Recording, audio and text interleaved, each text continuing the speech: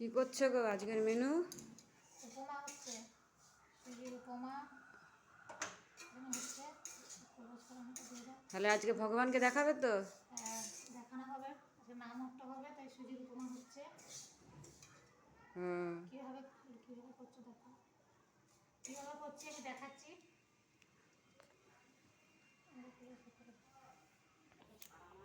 সুজির উপমা আমি এখানে সুজিটাকে ভেজে নিচ্ছি প্রথমে হালকাভাবে। এখানে আনাজ ভাজা আছে, সব কিছু আনাজ যে যেরকম আনাজ দিতে পারেন। আমি ফুলকপি, বাঁধাকপি, গাজর, আলু, বিনস, বরবটি দিয়েছি এগুলো। এখানে সয়াবিন আছে, সয়াবিনটাকে আমি ভাজবো।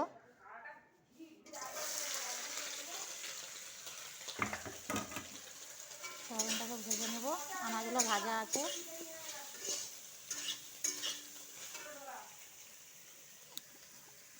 যে যত আনাজ আরও দিতে পারে, আনাজ দিলে ভালো উপমায়।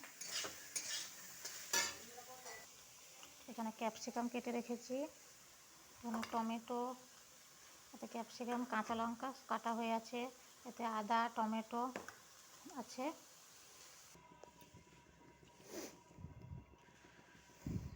তো আমি কড়াইয়ের মধ্যে তেল দিয়ে দিয়েছি, এখন সরষা আর গোটা জিরা দিয়ে দিলাম। এখানে কারি পাতা আছে,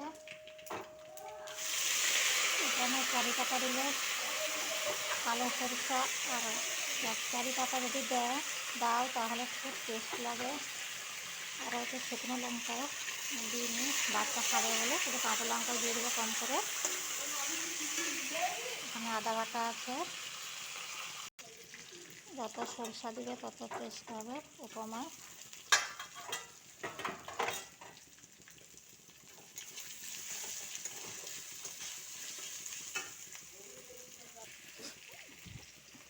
যারা আমিষ খান তারা পেঁয়াজ দিতে পারে, পেঁয়াজ রসুন কুচিয়ে আর ডিম দিয়ে করলে আরও টেস্ট লাগবে। তো আমি নিরামিষ করছি তাই ওগুলো দিইনি, ওসব আদা দিয়ে করছি। আমাদের ঘরে গোপাল আছে, গোপালকে দেখানো হবে উপমা, তাই আমি নিরামিষ করছি।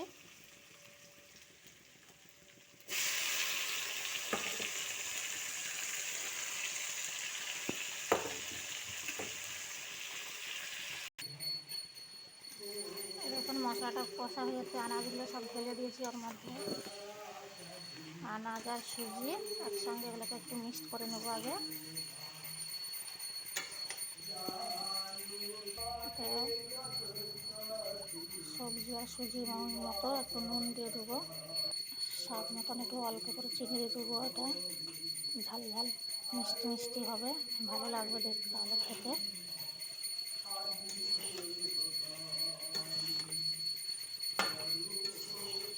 এতে আরও অনেকে যদি কেউ চীনাবাদাম দিতে চাও চীনাবাদাম দিলেও ভালো লাগবে। এবারে জল দিয়ে দেবো আমি, এতে নাড়তে থাকবে আর জল দিতে থাকবে, নাহলে বেশি জল পড়ে গেলে এটা পাতলা হয়ে যাবে। জল একবারে দিতে থাকলে আন্দাজটা বুঝতে পারবে না কতটা কি জল লাগবে। এই দেখুন আমার উপমা রেডি। এখানে উপমা রেডি হয়েছে। শুভ সন্ধ্যা বন্ধুরা, সবাই ভালো থাকবেন, সুস্থ থাকবেন। আমার উপমাটা দেখে বা মেনুটা দেখে বাড়িতে সবাই রান্না করে খেয়ে দেবেন, খুবই টেস্টি লাগবে।